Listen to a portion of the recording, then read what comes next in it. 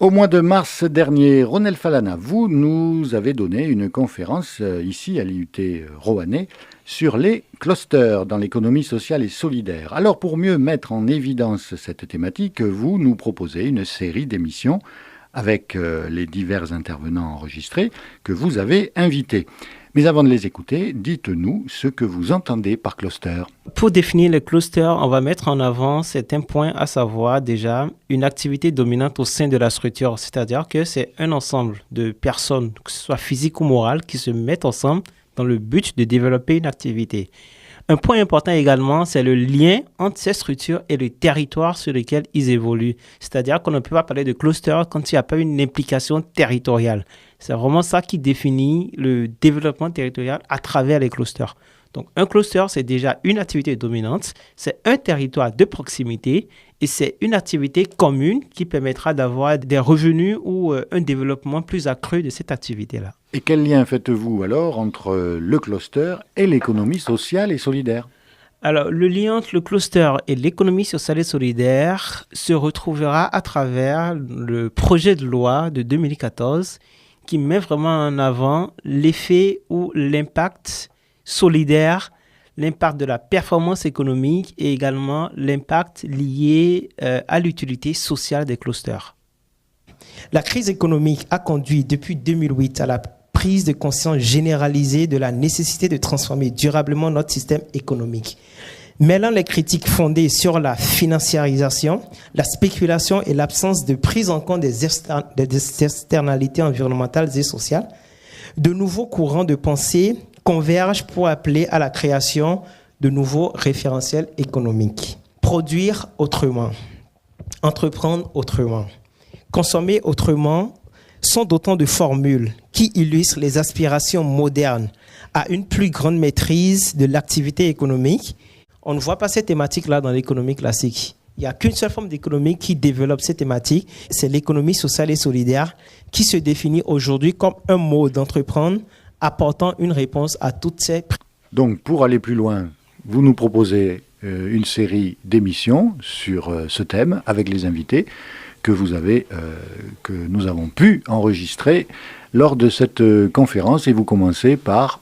On va commencer par le cabinet Alpha Leonis Consulting, qui est un cabinet de type hybride dirigé par la présidente Aïda Berger, qui va nous montrer en quoi est-ce qu'une entreprise qui a vocation d'être structure classique et qui intervient aujourd'hui dans une dynamisation type cluster. Moi, je rebondis tout de suite sur ce projet de loi où on est vraiment sur la transformation du système économique, d'accord, par l'hybridation et par le fait qu'on puisse créer un nouvel état de pensée, c'est-à-dire l'application du cluster à la manière de travailler. Ce qui intéresse ce soir surtout, c'est l'entrepreneuriat social.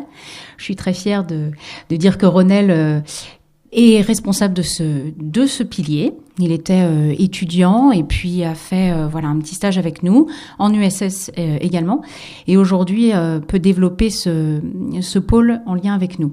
On va aller essayer de créer au niveau de nos consultants la méthodologie de travail de cluster, c'est-à-dire nous on est dans un tout petit village qui s'appelle Saint-Gaudard, qui est à 15 minutes de Roanne.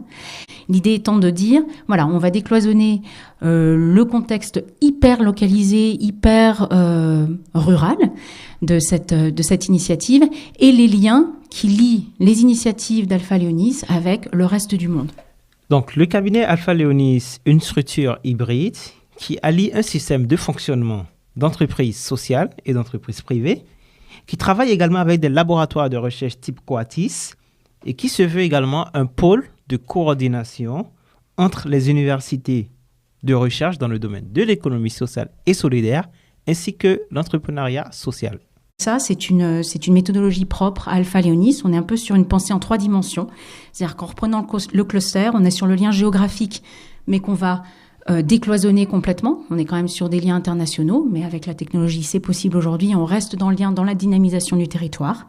On est dans le lien de décloisonner le cadre conceptuel. Donc là, on est sur du transversal, un petit peu ce que dit le texte de loi en essayant de recréer une manière de penser. Donc on a des ingénieurs de l'aérospatiale qui vont bosser avec des créatifs sur un projet plutôt com.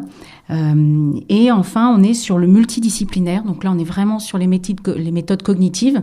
On est vraiment sur le décloisonnement à l'époque où on était sur une approche, ce qu'on appelle up-bottom, c'est-à-dire que c'était le gouvernement qui allait impulser une politique de cluster. Aujourd'hui, on est sur de l'action locale, donc plutôt bottom-up, où on peut, à partir de projets simples, rester dans cette dynamique d'état d'esprit de cluster. C'était Aïda Berger, présidente du groupe Alpha Leonis Consulting, que nous remercions d'avoir participé à notre conférence sur les clusters.